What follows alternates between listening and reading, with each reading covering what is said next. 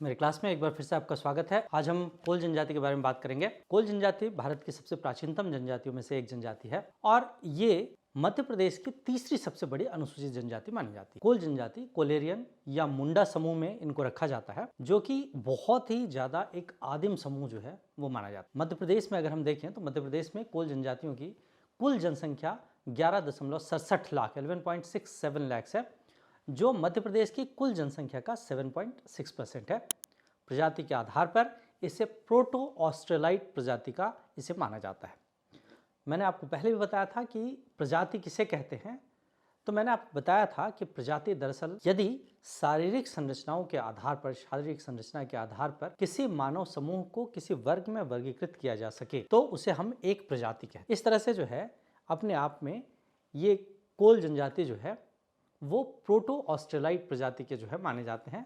इनकी शारीरिक संरचना कैसी है इसके बारे में हम आगे बात करेंगे। कोल शब्द की उत्पत्ति दरअसल संस्कृत भाषा के एक शब्द कोला से हुई है। दरअसल ये जनजातियां, इस जनजाति के लोग जो है अपने सदस्यों को होरो या कोरो कहते हैं और कोला शब्द का अर्थ होरो, कोरो या हो कहा जाता है। होरो या कोरो या हो शब्द जो है इसका अर्थ होता है मनुष्य, मानव। इस तरह से कोल जनजाति जो है वो अपने आप में मनुष्य या मानव को इंगित करता है। अभी मैंने आपको बताया कि इस जनजाति के लोग जो है अपने सदस्यों को होरो या कोरो कहकर जो है वो पुकारते हैं। इस तरह से यहाँ पर देखें तो आपको 2-3 प्रश्न यहाँ पर बन जाते हैं। जैसे सबसे पहला प्रश्न जो है ये पूछा जा सकता है कि कोल जनजाति इनमें से किस प्रजाति के अंतर्गत जो है इनको रखा जाता है, तो ये प्रोटो ऑस्ट्रेलाइट प्रजाति के अंतर्गत रखे जाते हैं। एक प्रश्न पूछा जा सकता है कि होरो या कोरो इनमें से किस जनजातीय समूह के लोग अपने सदस्यों को होरो या कोरो कहकर पुकारते हैं, तो ये कोल जनजाति के लोग जो है अपने सदस्यों को होरो या कोरो कहकर पुकारते। संस्कृत में कूल शब्द जो है उसका अर्थ शुकर से होता है, जिसे हम सुअर या पिग कहते हैं। साथ ही साथ जो है कोल शब्द एक शब्द कूल से बना हुआ है जिसका अर्थ है किनारा। दरअसल ये कहा जाता है कि जो जनजातियां पर्वतों की तलहटी में नदियों के किनारे बसी उन्हीं जनजातियों को जो है बाद में कोल कहा गया था। यहाँ पर भारत में जो है इन कोल जनजाति के लोगों का उल्लेख जो है वो ऋग्वेद में, मत्स्य पुराण में, महाभारत में, रामायण में, इन पौराणिक धर्म ग्रंथों में जो है इनका उल्लेख मिलता है। ये भी माना जाता है कि ये जनजाति, कोल जनजाति जो है चंद्रवंश या सोमवंश के एक शासक हुआ करते थे, ययाति के वंशज हुए गांधार, और गांधार के ही जो सबसे छोटे पुत्र थे कोल, उनको जो है ये लोग अपना पूर्वज मानते हैं। इस तरह से जो है इनका ओरिजिन जो है कहीं ना कहीं इस सोमवंश या चंद्रवंश से जो है वो दिखाई देता है। तो यहाँ पर जो है ये भी प्रश्न पूछा जा सकता है कि निम्न में से कौन सी जनजाति जो है वो अपने आप को सोमवंश या चंद्रवंश का जो है वंशज मानते हैं, तो वो जो है कोल जनजाति के लोग हैं। ये लोग अपने पूर्वज जो है वो रामायण युगीन पात्र शबरी को भी जो है, शबरी से भी जो है ये लोग अपना संबंध जोड़ते हैं। महाभारत में, अभी मैंने आपको बताया, महाभारत में भी जो है कोलों की उत्पत्ति का वर्णन है। एक मान्यता के अनुसार कि कोल कैसे जो है कोलों की उत्पत्ति हुई, तो कोलों की उत्पत्ति के संबंध में जो है एक पौराणिक कथा प्रचलित है कि एक समय गुरु वशिष्ठ के पास जो है वो एक गाय हुआ करती थी जिसे कामधेनु गाय कहते थे। ये कामधेनु गाय आगे चलकर जो है ऋषि अष्टावक्र के पास जो है वो आई। एक बार इंद्रदेव जो है वो पृथ्वी पर घूमने आए और यहाँ पर जो है उन्होंने अष्टावक्र ऋषि का जो है आतिथ्य स्वीकार किया, और यहाँ पर जो है अष्टावक्र के पास ही सभी इच्छाओं की पूर्ति करने वाली जो गाय कामधेनु थी उसको उन्होंने देखा, और इंद्र जो है अब इस गाय को इंद्रलोक ले जाना चाहते थे, देवलोक ले जाना चाहते थे। लेकिन कामधेनु जो है वो इंद्रलोक जो है नहीं जाना चाहते थे। इस बात को लेकर ही जो है दोनों पक्षों के बीच जो है लड़ाई हुई, और जब जो है लड़ाई हुई तो कहते हैं कि कामधेनु ने पृथ्वी पर अपने सींग से चोट की, अपने सींग से वार किया, जिसके फलस्वरूप पृथ्वी के गर्भ से तमाम तरह के अस्त्र शस्त्र लिए कई सारे मनुष्य जो है वो पैदा हुए। कुदाली, फावड़े, सब्बल, तीर धनुष, ऐसे अस्त्र शस्त्र लिए हुए लोग जो है निकले, जिन्हें देखकर भगवान इंद्र जो है वो भाग खड़े हुए।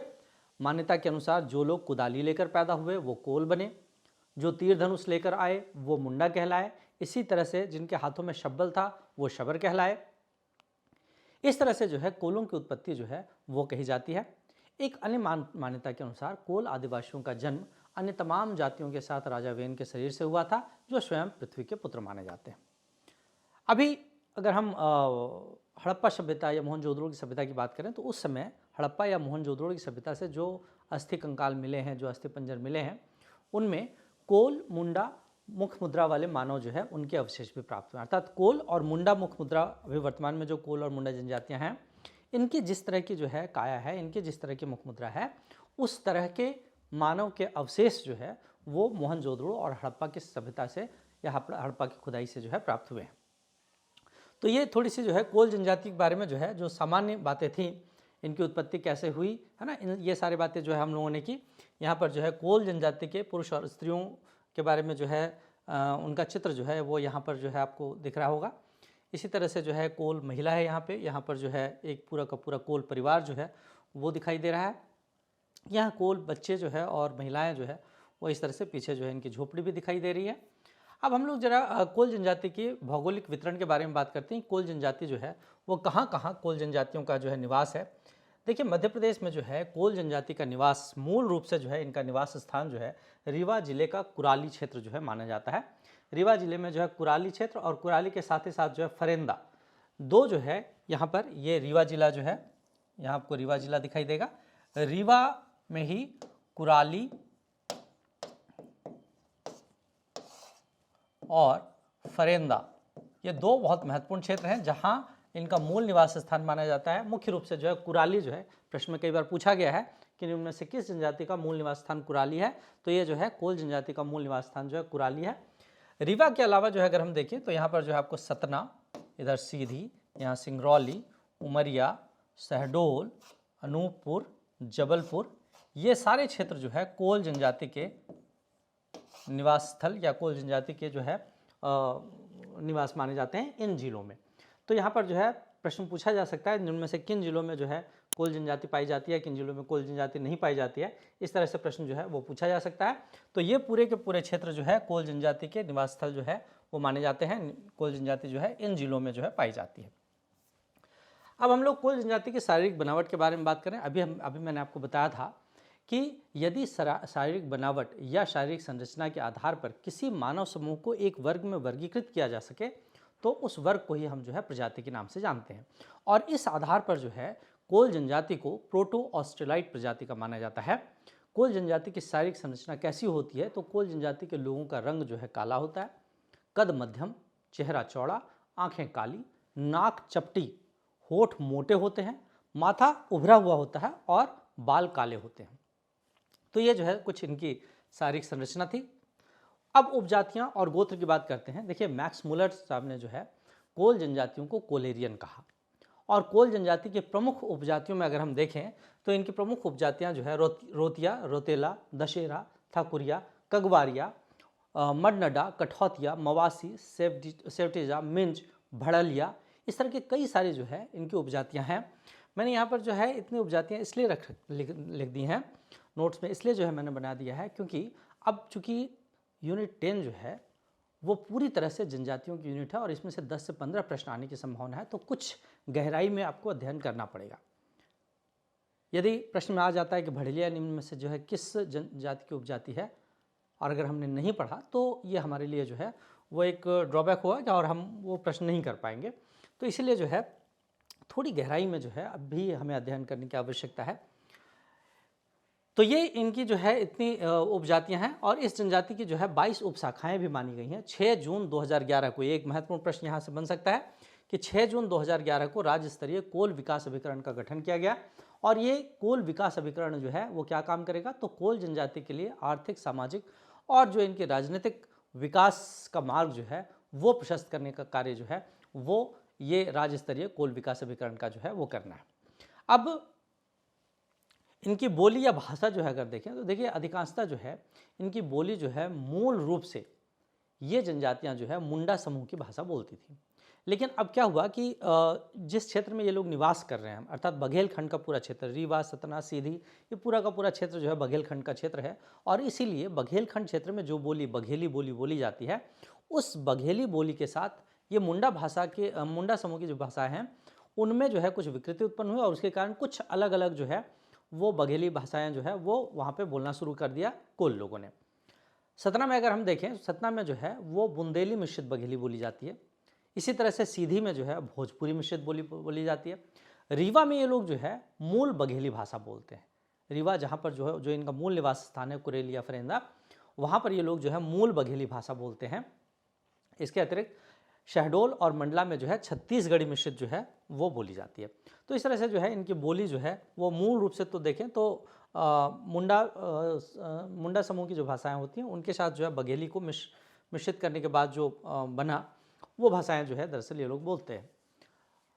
इनकी नेक्स्ट विशेषता वस्त्रभूषण की बात करें, कोल जनजाति में जो पुरुष लोग होते हैं वो पंचा पहनते हैं। पंचा जो है हाफ बंडी जो है इसे पंचा कहते हैं। इसी तरह से धोती और कुर्ता जो है पहनते हैं, साथ ही सिर पर जो है एक साफा बांधते हैं। महिलाएं अधिकांशतः धोती, जिसे हम परदनी भी कहते हैं, और बंडी पहनती हैं। धोती और बंडी जो है वो महिलाएं पहनती हैं। साथ ही जो है महिलाओं को आभूषण का शौक होता है। यहाँ पर जो है आप आभूषण देख रहे होंगे, एक कोल महिला का चित्र जो है दिखाया गया है जिसमें जो है आभूषण पहने हुए जो है, तो आभूषण का जो है इनको बड़ा शौक होता है। और साथ ही साथ जो है इनमें गुदने गुदवाने का जो है बड़ा शौक होता है। आप देखेंगे तो यहाँ जो है हाथों में जो है गुदने गुदवाए हुए हैं। इसके अतिरिक्त जो है और दूसरी तस्वीरों में जो भी हम देख सकते हैं कि इनमें जो है गुदने गुदवाने का जो है बड़ा शौक होता है। यहाँ पर जो है एक महिला आपको जो है इस तरह से, है ना, यहाँ पे गुदना गुदवाए हुए जो है आपको दिखाई देगी। गुदना गुदवाने का कार्य जो है, गुदना गोदने का कार्य दरअसल जो है इनमें बाड़ी जाति की जो महिलाएं होती हैं वो करती हैं। और बाड़ी जाति की महिलाएं जो गुदना गोदती हैं उन महिलाओं को जो है वहाँ गोदारिन के नाम से जाना जाता है। तो प्रश्न में जो है पूछा जा सकता है कि गोदारिन जो है वो कौन होते हैं। तो गोदारिन जो है जनजातियों में दरअसल गुदना गोदने का जो काम करती हैं उन्हें जो है गोदारिन के नाम से जाना जाता है। तो ये कुछ वस्त्राभूषण की बात हुई। अब हम घर और बस्तियों की बात करें, किस तरह से जो है इस जनजाति में जो है घर कैसे होते हैं, बस्तियाँ कैसे होती हैं, इसकी बात हम करेंगे। देखिए इसमें जो है अधिकांशतः जो इनके घर होते हैं ये पूरा का पूरा जो है एक घर यहाँ पर दिखाया गया है, जिसमें घर अधिकांशतः जो है वो मिट्टी और जो घास फूस होते हैं उनके बने होते हैं। अधिकांशतः तो घरों में जो है क्या किया जाता है, तो मिट्टी में पुआल वगैरह मिक्स करके, पुआल मतलब धान को एक्सट्रैक्ट करने के बाद, धान निकालने के बाद जो बच जाता है उसे हम पुआल कहते हैं। तो मिट्टी में पुआल को मिक्स करके जो है ये लोग अपना घर बनाते हैं। दीवारें इनकी इससे बनी होती हैं और छत अधिकांशतः घास फूस और पत्तों की बनी होती है। लेकिन अब जो है चूँकि आधुनिक सभ्यता के संपर्क में आने के बाद इस तरह से खपरेल घर जो है वो भी जो है इनमें बनने लगे हैं। अधिकांशतः ये लोग जो है मकान जो बनाते हैं, इस तरह का मकान, इनका घर जो है वो मड़िया या झोपड़ी के नाम से जाना जाता है। और कई सारे मड़िया, एक गांव में जो कई सारे मड़िया होते हैं जो कि आमने सामने होते हैं। और ये जो इनका गांव होता है, इनके गांव को जो है टोला कहते हैं। लेकिन जिन क्षेत्रों में जो है कोल लोगों की संख्या अधिक होती है, जहाँ इनकी आबादी अधिक होती है, उस क्षेत्र को जो है कोल्हान के नाम से जो है जाना जाता है। तो यहाँ पर जो है एक महत्वपूर्ण चीज़ जो है ये है कि इनका गांव जो है टोला कहलाता है और जहाँ पर इनकी आबादी जो है ज़्यादा होती है उसे जो है कोल्हान के नाम से जाना जाता है। घर बनाने के लिए जो है इनमें एक बड़ी विशेष सी जो है परंपरा प्रचलित है। कौन सी भूमि जो है घर बनाने के लिए अच्छी है ना, इसका चुनाव करने के लिए वो एक विशिष्ट परंपरा जो है, यह एक विशिष्ट पद्धति, एक विशिष्ट प्रकार की जो है प्रक्रिया जो है वो करते हैं। इसमें यदि इस तरह से जो है कोई ज़मीन है या जगह है जहाँ पर जो है उनको घर बनाना है, तो वो क्या करते हैं कि इस ज़मीन के चारों कोनों में जो है ये विधिवत पूजा वगैरह करके जो है और यहाँ पर चावल जो है वो रख देते हैं। चावल की मात्रा जो है जितना चावल जो है ये रख रहे हैं वो पूरी मात्रा जो है ये लोग क्या करते हैं उसको पहले ही माप लेते हैं। और मापने के बाद जो है क्या किया जाता है, इन चारों कोनों पर जो है चावल रख दिया जाता है। और इसके बाद जो है दूसरे दिन शाम को फिर जो है देखा जाता है कि क्या चावल की मात्रा कम हुई है। अगर चावल की मात्रा कम हुई है तो इसका मतलब है कि जो पक्षी हैं, बर्ड्स वगैरह जो हैं, उन्होंने इस चावल को चुग लिया है। और अगर मात्रा कम हुई है, चिड़ियों ने जो है चावल को चुगा है, तो वो जगह जो है घर बनाने के लिए जो है अच्छा है, इस जगह पे जो है घर बनाया जा सकता है। लेकिन यदि जो है चिड़ियों ने इसको नहीं चुगा है और चावल की मात्रा जो है उतनी है, तो फिर ये माना जाता है कि ये जगह जो है वो घर बनाने के लिए अच्छा नहीं है। तो इस तरह से जो है इनमें इस प्रक्रिया के माध्यम से, चावल के माध्यम से जो है वो कौन सी भूमि जो है घर बनाने के लिए अच्छी है, कौन सी भूमि घर बनाने के लिए अच्छी नहीं है, उसका जो है चयन करते हैं ये लोग। इनके घर जो होते हैं उनमें मवेशियों के लिए, यहाँ पर आप देख रहे होंगे, मवेशियों के लिए जो है एक रूम जरूर बनाया जाता है। जो जानवर उनके होते हैं, गाय भैंस बकरी वगैरह जो भी होते हैं, उनके लिए जो है एक घर बनते हैं जिसे सोबरिन के नाम से जाना जाता है। कई जनजातियों में इनको गुहाल भी कहते हैं। यहाँ पर जो है आपको इनके मवेशी जो है वो दिखाई देंगे। साथ ही साथ जो है कोल जनजाति जो है वो कहते हैं कि अन्य जनजातियों की तुलना में कोल जनजाति ज़्यादा पढ़ी लिखी जनजाति है, राजनीतिक चेतना भी इनमें ज़्यादा होती है। और ये जनजाति जो है संगीत के शौकीन होते हैं। अपने घरों में जो है ये वाद्य यंत्र अवश्य रखते हैं। अर्थात जो म्यूजिकल इंस्ट्रूमेंट्स वगैरह होते हैं वो म्यूजिकल इंस्ट्रूमेंट्स वगैरह जो है ये लोग ज़रूर रखते हैं। साथ ही साथ जो है इनमें एक और चीज़ है कि ये लोग जो है अनाज के मापन के लिए, अनाज को मेज़र करने के लिए जो है लकड़ी के मापक जो है ये लोग बनाते हैं। 3 मापक होते हैं। एक को कहते हैं करुआ। करुआ ये जो मापक होता है ये 200 ग्राम तक के अनाज को मापने के लिए जो है इस तरह का एक यंत्र होता है जिसे जो है करुआ कहते हैं, लकड़ी से बनाते हैं, अब तो धातु का प्रयोग भी किया जाने लगा। तो ये जो है 200 ग्राम तक जो है अनाज को जो है मापने का काम करता है। इसी तरह से एक और यंत्र है जिसे पैला के नाम से जाना जाता है। ये जो है 750 ग्राम तक, 750 ग्राम तक का जो अनाज होता है उसको मापने के लिए जो उपकरण यूज होता है उसे हम जो है पैला के नाम से जानते हैं। और साथ ही साथ जो है तीसरा एक यंत्र होता है जिसे कुरई के नाम से जाना जाता है। ये कुरई जो है लगभग 3 केजी, है ना, 3 केजी तक जो है अनाज को मापने के लिए जो उपकरण जो है यूज़ होता है उसे कुरई के नाम से जानते हैं। तो इस तरह से जो है इनमें 3 ये यंत्र होते हैं, करुआ, पैला और कुरई। ये भी जो है आप याद रखें। मैंने अभी आपको बताया थोड़ी सी जो है गहराई में पढ़ने की आवश्यकता है। तो हम लोगों ने अभी जो है घर एवं बस्तियों की बात की। इसके बाद जो है हम लोग भोजन की बात करते हैं, किस तरह के जो है भोजन ये लोग करते हैं। देखिए कोल जनजाति के लोग जो है शाकाहारी और मांसाहारी दोनों प्रकार के भोजन करते हैं। हालांकि इनमें अगर मांसाहार में देखें तो गाय और शेर का मांस जो है इनमें निषिद्ध होता है। तो एक प्रश्न यहाँ से बन सकता है कि इनमें से किस जनजाति में गाय और शेर का मांस जो है निषिद्ध होता है। तो ये जो है कोल जनजाति है, इनमें गाय और शेर का मांस निषिद्ध होता है। शाकाहारी भोजन में अगर हम देखें तो शाकाहारी भोजन में जो है मुख्य रूप से मक्का, ज्वार, बाजरा, गेहूं की रोटी, कोदो, घर की बाड़ी में ही जो है उपजाई जाने वाली जो सब्जियां होती हैं वो उसका प्रयोग करते हैं। दाल में जो है चना, उड़द, तुअर की दाल खाते हैं। चावल का भात वो भी जो है ये लोग चाव से खाते हैं। इनमें अपने देवी देवताओं की पूजा के बाद ही अधिकांशतः जो है जो मांस मछली वगैरह जो है, जब कभी भी ये लोग देवी देवताओं की पूजा करते हैं तो उसके बाद जो है मांस मछली खाने का प्रचलन इनमें है। इनमें आज भी चकमक पत्थर से आग जलाई जाती है। एक बड़ा प्रश्न जो है ये बनता है, कई बार जो है प्रश्न पूछा जा सकता है कि निम्न में से किस जनजाति में आज भी चकमक पत्थर से आग जलाने की जो है परंपरा प्रचलित है। तो वो कोल जनजाति है जिनमें आज भी जो है चकमक पत्थर से आग जलाई जाती है। मद्यपान की अगर बात करें तो मद्यपान जो है महुआ से बनी हुई जो शराब होती है जिसे मदाइन के नाम से जाना जाता है वो इनमें जो है प्रचलित है। मद्यपान केवल त्यौहार के अवसर पर किया जाता है और शराब ये लोग जो है स्वयं नहीं बनाते, किसी से जो है मांग कर शराब लेते हैं या कहीं से जो है किसी से खरीद कर जो है शराब लेते हैं। ये लोग स्वयं शराब नहीं बनाते। तो इस तरह से जो है मद्यपान इनमें त्यौहार के अवसरों पर ही प्रचलित है। ये लोग शराब के कोई हैबिचुअल नहीं होते और विशेष अवसरों पर जो है लोग शराब पीते हैं। यहाँ पर जो है आपको एक महिला जो है दिखाई दे रही है, अपने किचन में जो है ये दिखाई दे रही है, जिसमें जो है आपको चूल्हा नज़र आ रहा है। साथ ही साथ तमाम तरह के जो खाने पीने की वस्तुएं हैं वो आपको जो है यहाँ पर दिखाई देगा। चूँकि आधुनिक सभ्य समाजों के साथ जो है आप संपर्क बढ़ा है तो अब बिल्कुल जो ट्रेडिशनल इनका जो पैटर्न था उसमें कई सारे जो है चेंजेज अब आ चुके हैं। इनके खान पान में भी जो है चेंजेज आ चुके हैं। अब हम लोग जो है सामाजिक और राजनीतिक व्यवस्था की बात करें। देखिए अधिकांश जनजातीय समूह जो कि यहाँ मध्य प्रदेश में है विशेष रूप से, वो तो पितृवंशीय, पितृसत्तात्मक और पितृस्थानीय हैं। पितृवंशीय या पितृसत्तात्मक परिवारों में होता यह है कि पुरुष जो है परिवार का मुखिया होता है और पद और संपत्ति उत्तराधिकार जो है पिता से पुत्रों को ही प्राप्त होता है। तो ये एक बहुत महत्वपूर्ण चीज़ है। इनमें टोटम का प्रचलन नहीं होता। देखिए अधिकांश जनजातियों में जो है टोटम का प्रचलन पाया जाता है। टोटम के बारे में मैंने आपको बताया था कि टोटम दरअसल प्रकृति की कोई एक चीज़, ये पेड़ हो सकता है, कोई पौधा हो सकता है, नदी, तालाब, है ना, वृक्ष, कोई भी चीज़ हो सकती है, पशु पक्षी, कुछ भी हो सकता है, जिसके साथ जनजातीय लोग अपना एक आध्यात्मिक संबंध जोड़ लेते हैं, उसकी पूजा पाठ करने लगते हैं, उसे हम टोटम के नाम से जानते हैं। और टोटम से संबंधित तमाम तरह की जो प्रथा परंपराएं विश्वास प्रचलित हो जाती हैं उसे हम टोटमवाद या टोटेमिज्म कहते हैं। तो कोल जनजाति में जो है टोटम का प्रचलन जो है वो नहीं है। कोल जनजातियों में बच्चों का जन्म जो है सामान्यतः उस कमरे में जो है ना, घर के उस कमरे में होता है जहाँ पर पशु बांधे जाते हैं, जिसे हम सोबरिया के नाम से जानते हैं या सोबरिया घर कहते हैं। मैंने पहले भी आपको बताया। गर्भवती महिला को यदि ज़्यादा दर्द हो रहा हो तो महुए का रस, जिसे मदाइन कहते हैं, वो दे दिया जाता है।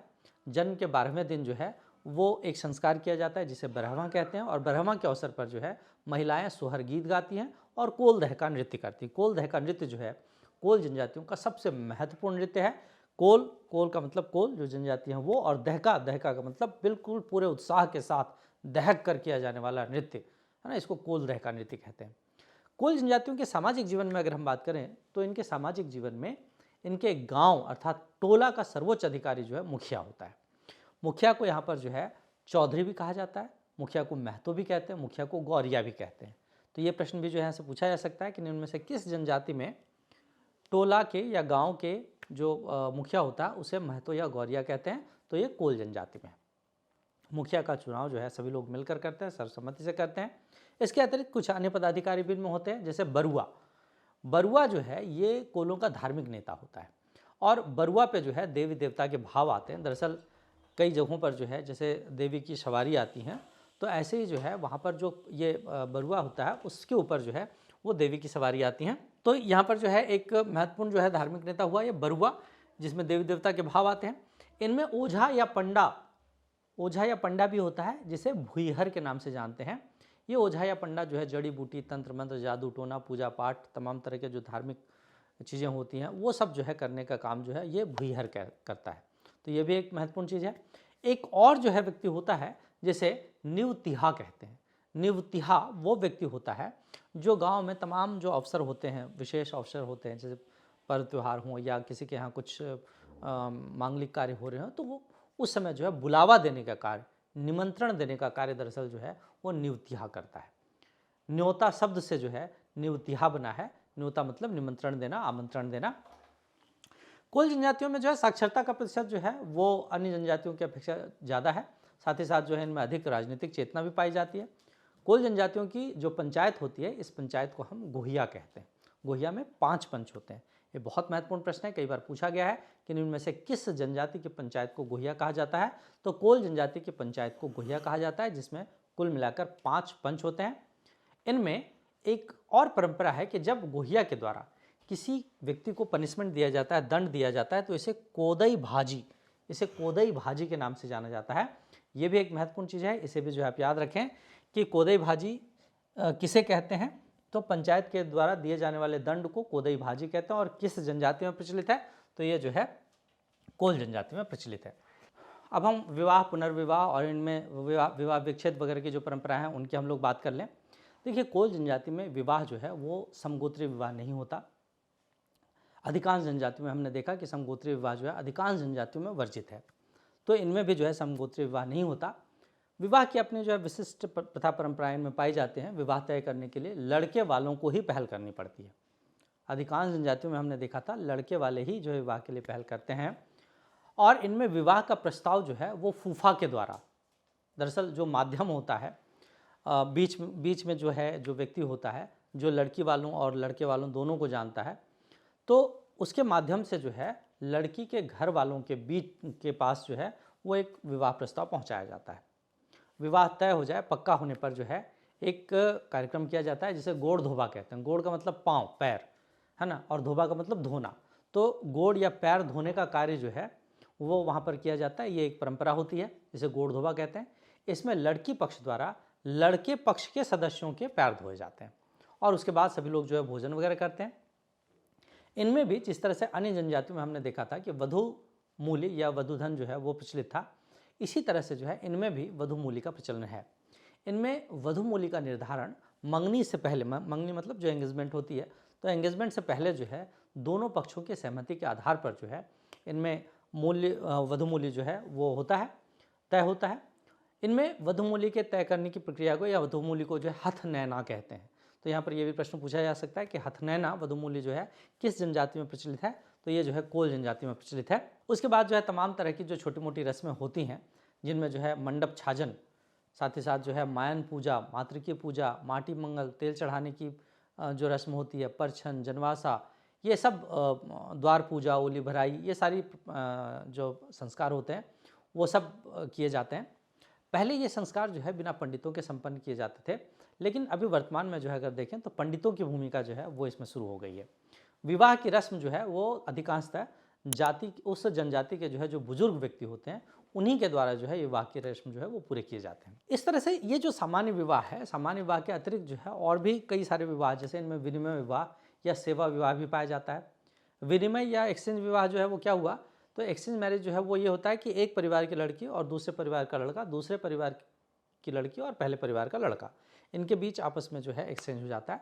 सेवा विवाह का मतलब मैंने आपको पहले भी हम लोगों ने देखा था, गौंड जनजाति में या बैगा जनजाति में भी देखा था, लमनाई जिसे हम कहते थे, जिसमें जो है एक व्यक्ति जो वधु मूल्य देने में जो है सक्षम नहीं हो तो वो जो है लड़की के माता पिता के यहाँ रहकर काम करता है और फिर जो है लड़की के माता पिता जो होते हैं वो उसकी सेवा से प्रसन्न होकर उसका विवाह जो है अपनी लड़की से कर देते हैं। इसी तरह से सहपलायन और घुसपैठ विवाह भी जो है सामाजिक जुर्माना लेकर उनको भी, सहपलायन और घुसपैठ को भी जो है वो विवाह मान लिया जाता है। तो इसमें जो है इस तरह की परंपराएं भी जो है इनमें हैं। इनमें लकड़ी से निर्मित जो एक मांगलिक प्रतीक चिन्ह होता है, जिसे विवाह के समय जो है या अन्य मांगलिक कार्यों के समय जिसका प्रयोग किया जाता है, उसको मगरोहन कहते हैं। यहाँ पर जो आप देख सकते हैं ये यहाँ पर जो है विवाह की जो है रस्में जो है वो दिखाई गई हैं और ये जो लकड़ी का खंबा जो है ये है, इसे मगरोहन के नाम से जाना जाता है। यहाँ पर भी जो है यही जो है ये मगरोहन है और यहाँ पर जो है विवाह की जो रस्में हैं वो यहाँ पर जो है दिखाई गई हैं, किस तरह से जो है विवाह संपन्न होता है इनमें। तो इनमें जो है ये विवाह की सारी बातें जो है हो गई। अब हम लोग जो है आर्थिक जो इनका जीवन है, आर्थिक जो इनके क्रियाकलाप हैं उनकी बात करें। कोल जनजाति जो है अधिकांशतः कृषि कार्यों पर निर्भर रहते हैं। ये बहुत महत्वपूर्ण चीज़ है कि ये लोग जो है कृषि कार्य करते हैं और इनमें पुरुष जो होते हैं वो अधिकांशतः बुआई का काम करते हैं, जबकि कृषि संबंधित दूसरे काम जो होते हैं वो सब महिलाएं करती हैं। वर्तमान स्थितियों में अगर हम देखें तो वर्तमान में जो है अधिकांशतः कारखानों और खदानों में जो है मजदूरों के रूप में काम भी ये लोग कर रहे हैं। तो इसमें से एक प्रश्न यहाँ पर बनता है कि इनमें से कौन सी जनजाति जो है वर्तमान में खदानों में या कारखानों में जो है काम करती है मजदूरों के रूप में। तो वो जो है कोल जनजाति जो है खदानों या कारखानों में मजदूर के रूप में काम करे। यहाँ पर जो है कुछ आर्थिक क्रियाकलाप जो है वो दिखाए गए हैं इन तस्वीरों में। आर्थिक क्रियाकलाप के बाद जो हम लोग धार्मिक जीवन की बात करेंगे। धार्मिक जीवन में कोल जनजाति के प्रमुख देवता जो है दूल्हादेव हैं। ये दूल्हादेव जो है आपको दिखाई दे रहे हैं। इसके अतिरिक्त जो है बड़ा देव या बड़का देव, बड़का देव या बड़ा देव दरअसल जो है सभी वस्तुओं में व्याप्त देवता माने जाते हैं। बड़का देव जो है वो देव माने जाते हैं जो कि सभी वस्तुओं में व्याप्त है, ऐसी उनकी जो है मान्यता है। और साथ ही साथ जो है इनमें बैरम देव की पूजा भी की जाती है। तो दूल्हा देव, बड़ा देव या बड़का देव और बैरम देव की पूजा की जाती है।